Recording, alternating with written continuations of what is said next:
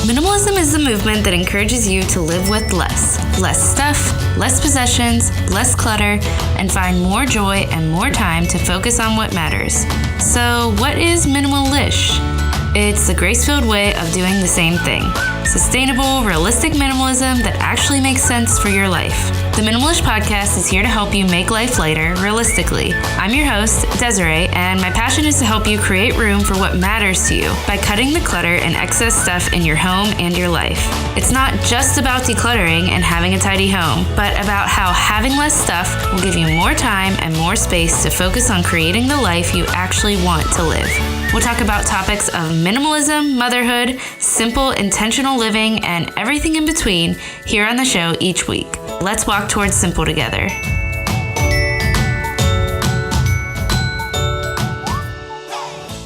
Hi friends, welcome to the Minimalish Podcast. And okay, you might have seen my saga on stories about this here episode. The first time I recorded it, it was raining, and I realized after I listened back that you could hear that rain really hard, and I don't know why, I just couldn't let it go. I tried to remove the rain sound. I really tried. And at first I thought that my editing skills were awesome and it sounded good. But then I kept listening and I didn't like the way it sounded and I just couldn't live with it. So here I am recording this episode again. But I'm doing that because this is a really important episode to me. I think it's something that a few of you have been asking me about, and it's just something that I've had on my heart and that I've really wanted to share about, and that is how to actually start decluttering when it feels overwhelming. So before we get started on that topic, I just want to quickly ask you that if you're loving this podcast, scroll down right now and hit that 5-star rating button and go ahead and give it a quick review as well if you have the time. That really helps new eyes get on the podcast, new ears listening to the podcast, and that is just something that I'm super grateful for when you are able to take the time to do that. Also, you can keep sharing on Instagram. Go ahead and screenshot yourself listening to this so you can share it with your people. And I'm also incredibly grateful. I'm incredibly grateful for you for sharing this podcast because it actually costs money to create a podcast. And I'm not going to go into the details, but I do that because I'm super passionate about this topic and I want to share it with you. I want to share how minimalism has changed my life, and I want to share realistic ways that you can, add this to your life as well and create a life and home that is a place where you can thrive and be joyful and to create a life that is the type of life you want to be living. So that's why I do it, and I'm really thankful when you help get the word out. All right, let's get to this episode. So how do you actually start decluttering when it feels overwhelming? Because let's be honest, I know when my husband and I started this whole journey, our home was overwhelming, and you might not have seen that if you walked into our house on any given day because we may have hidden all the clutter in our master bedroom, or, it may have been super evident. Sometimes there was just stuff all over our kitchen island at the time. I don't have an island now because we downsized and our kitchen is really small. But at the time, we had a pretty, what I think is a big house for just two people. And then when we had a baby, just two people and a baby. And we filled that house up with stuff. So it can be overwhelming to start. And I can relate to that. And I'm the first one to tap out when something is overwhelming, especially before minimalism. It's my stuff was overwhelming me, so I could not figure out how to start on anything that would overwhelm me, let alone actually decluttering that stuff. And I also want to start with telling you a secret. I don't love decluttering. So even after I've done it, even after I've gone through with decluttering, I do not love it. I am now I consider myself minimalish, but mostly I do consider myself a minimalist, but I don't think decluttering is the number one thing that minimalism is all about. It's just about living with less in general so that you can embrace a more intentional life, a more focused life, a life that you truly enjoy. Obviously, decluttering is an important first step, but I am not the type of person that absolutely loves organizing, loves going through that process of decluttering. As you know, I've said it on here before, so if you are a listener to the other episodes as well, I don't personally love any task that comes along with managing my home. And I hate to say that, but it's true. And I've gone through a lot of mindset shifts in this area. And, because I count it as my job to take care of my home, as the parent who spends a whole lot more time in the home, now I do it anyways, even though I don't necessarily love doing it. But when it comes to decluttering, I think the general idea you might have of me is that I find joy in this process. But that's just not the case. I don't think it's super fun. It's a task I kind of dread doing, honestly. And the aftermath, though, is so worth it. It's worth the annoyance of completing the task. So many of you have messaged me just telling me you don't know where to start. You feel overwhelmed by your home. You don't know how to get to the place that you want to be in, that picture you have of your home. So today's episode is going to be all about how to get past that overwhelm and little steps that you can take to start that might help you kind of get past it. But first, I just think that we need to talk about the excuses we're making and the myths we're believing about decluttering. And these excuses are also going to apply to other things that aren't enjoyable, maybe, or just other areas of our life. So if you're like a pro declutterer, I don't think that's a word, but if you're a pro at decluttering and you totally love it, and you listen to this podcast because you love minimalism and you're already in it, I think these excuses are still going to speak to you about maybe other things in your life. So keep listening. All right, excuse number 1. If it's not enjoyable, it's not worth my time. Okay, I don't think any of us say this one out loud, but are you saying it with your actions? I know this excuse well because I've used it many times.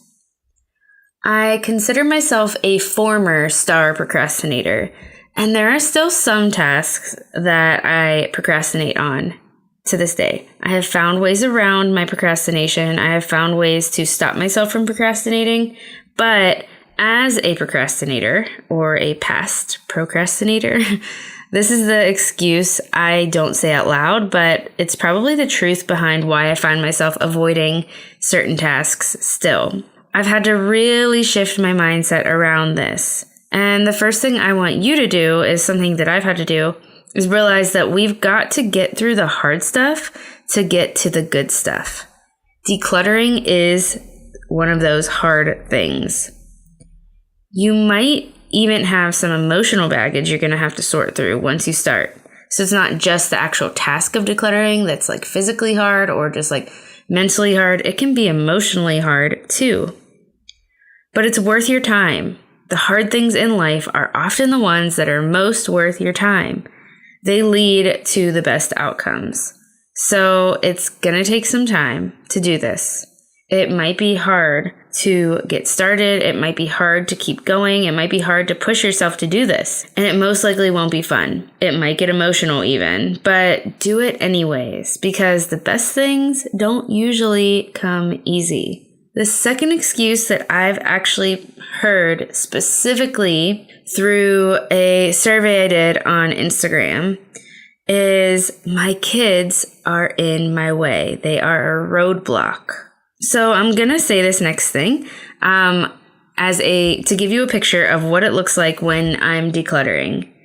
I typically choose to declutter during the time when my toddler is awake at this point. She is 18 months. So even when my husband and I were going through our huge original declutter, which I'm going to talk about in a second, but whenever we first kind of overhauled our home and our possessions and got rid of a bunch of stuff, whenever we first went through that, we both were really busy and busier than I ever want to be again in my life. But we had a 5-month-old at the time. That's how old Gemma was. And we had to do this while she was awake and we had to tag team it. But But now I don't wait for my husband to come home to declutter because I actually want to spend time with him, and he's busy and I'm home all day. So I do this with an 18-month-old, basically like on my lap, nursing. Literally. Lately, she's been going through a separation anxiety. She's in the same room as me while I declutter. And oftentimes I am decluttering her stuff. The other day I decluttered a couple of closets that have gotten a little bit overgrown, but yeah, she's with me. So she makes more of a mess. She literally is on top of me. I have to stop sometimes and start again in a few minutes. But if I can do this with an 18-month-old literally at my feet, I think that anyone can. And now I am totally aware that I have one kid and you might have lots of kids. And I know you might have even maybe an infant that needs to be on top of you at all times. And actually, if you do have an infant, maybe this isn't the best of best times. I know I told you I did this when my daughter was 5 months old, and went through this initial decluttering and really dove into minimalism. But if your child's not sleeping through the night and you're really overwhelmed just by motherhood in general and the very beginning phases of motherhood, then decluttering will serve you well.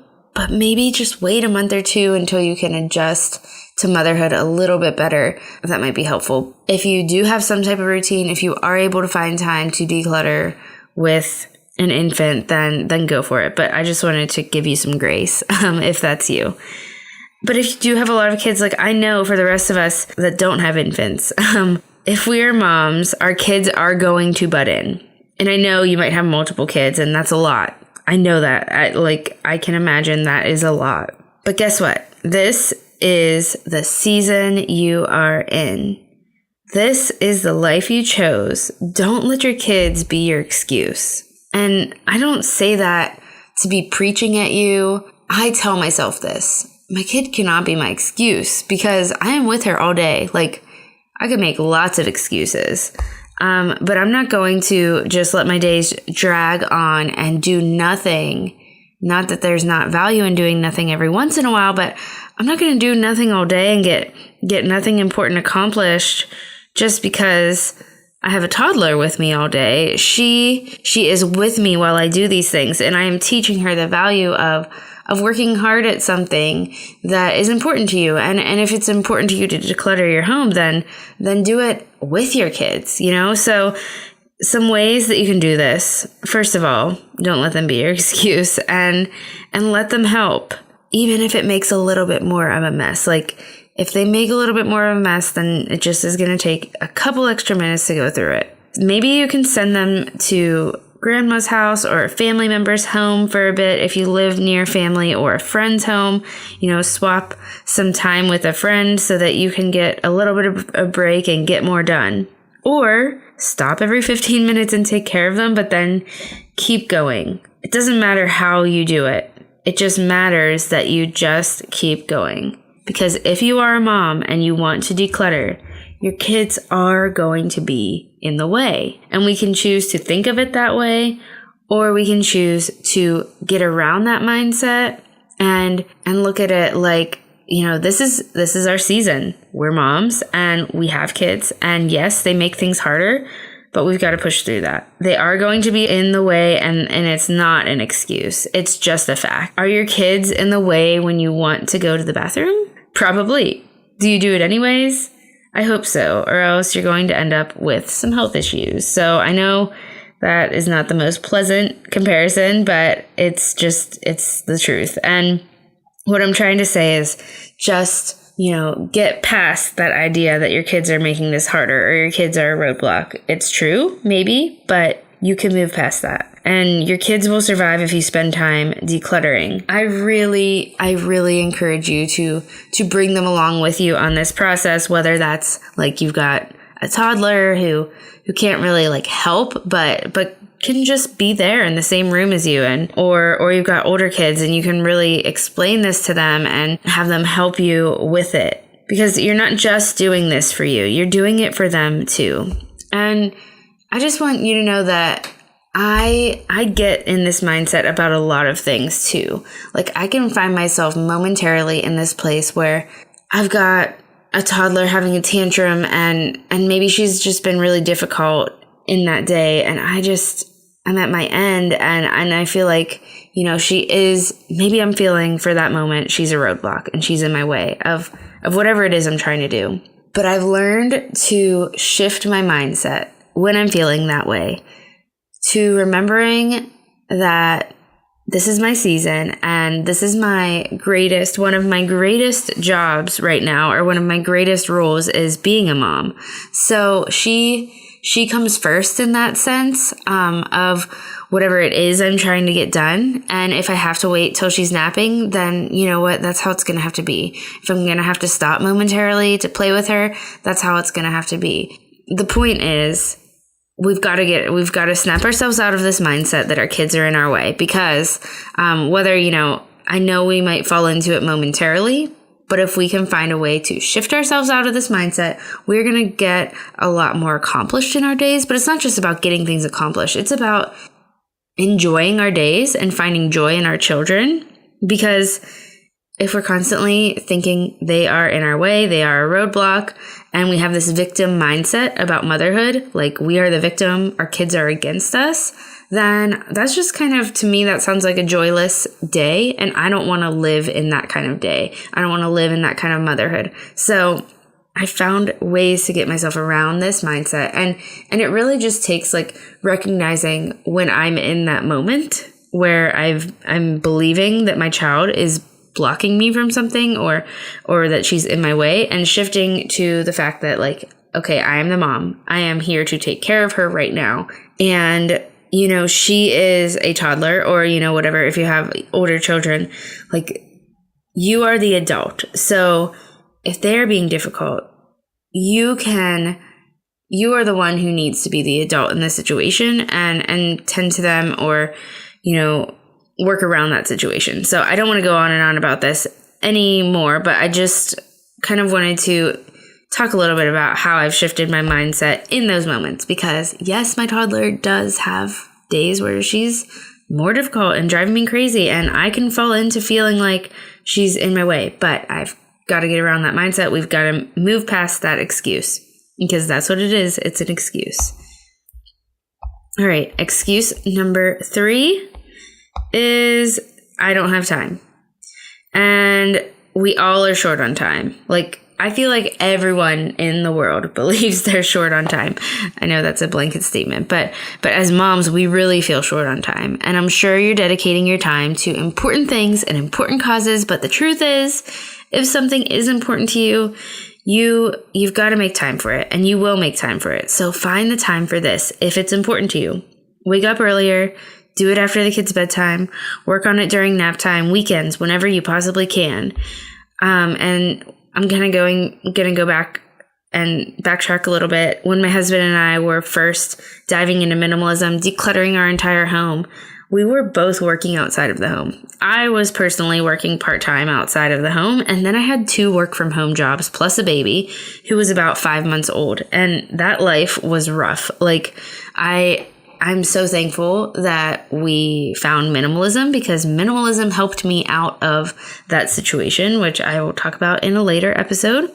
But thankfully, also my husband was on board with this, so we did it together. But obviously, I could have made all the excuses about time. But I knew that decluttering, what I didn't realize is how much time decluttering would give me back. You have to invest some time into it initially, but you'll find that having less stuff is going to give you more time in the long run. Now, I know that these aren't all of the excuses you could possibly have, but these are the common ones I hear and ones that I've made myself. But now that we've gotten, hopefully, through those excuses and found ways to get around them, let's talk about actually starting. If you have a lot of stuff, it is overwhelming to just begin. But when we look at something big picture, it can become so overwhelming that we don't even know where to start. So you can check out our second episode ever, which it's a little bit embarrassing to look back at those old episodes and just how nervous I was to start this podcast. But look back at that because I kind of talk about these things I'm going to talk about right here in greater detail. But today I kind of wanted to readdress that question of how to start when you're feeling overwhelmed and kind of bring up some new ideas and some old ones that I've kind of found as the best ideas, at least for me, since then. So the first thing you need to do, and I think this is for everyone, is to make sure you have your why behind why you're doing this. Why are you decluttering? Why are you diving into a more minimalist life? And you need to have a reason behind that. It's going to take effort and time and work to do it. So what's going to keep you going when it gets hard? Why are you actually diving into this journey? So you can write this down. You can kind of picture the life you want to be living after decluttering. You can journal about what's your dream home? Not like literally moving into a dream home, but what is your dream about your current home? What does it look like when it's decluttered? Picture that peaceful space you hope your family gets to enjoy afterwards. Or maybe it's all the time you'll get back. Whatever it is, write it down. Keep it in the back of your mind and use it as fuel when decluttering gets hard and you just feel like quitting. Second thing is to start small. And you don't have to start small, but this is one way to kind of get past that overwhelm. So if you've got a big goal, you're not going to get there all at once. So you can't just overhaul your whole home in a day. So start small. You can start with one drawer or the smallest room in your house, especially if this task is overwhelming you. Start with something small. And the sense of accomplishment that you feel after getting that done will fuel you towards the next drawer or the next room. Then the third idea is you can start with something that will seriously improve your quality of life. So for me, that was the closet. This is one of the first areas that I tackled. And although it was honestly a huge project and my closet was super cluttered, it made a huge difference in my life after it was finished. And I've talked about kind of decluttering your closet before on here. It was episode 18. So you can check that out. But it spurred me on towards more when I tackled the closet and saw how it improved my quality of life. My fourth idea for you is to find some accountability. Whether you can get your spouse on board, like Nick and I were on board of kind of on the same end goal with minimalism, or convince your best friend to declutter her home at the same time. Just have someone who can cheer you on in this and keep you accountable, because it always helps to have accountability when you are doing something that takes hard work. And my fifth idea for you is to make it more enjoyable than it is. Put your favorite Netflix show on in the background or declutter to the lovely sounds of your favorite podcast. This is something I do while I clean. I make it more enjoyable for myself. So if you don't love to do something, find a way to make it a little bit more enjoyable than it is. All right, I hope these simple tips help you get started. But most of all, I hope going through these excuses helped you feel less alone in your struggle to get started. If I'm telling you about these excuses, it's because I've experienced them, I've felt them.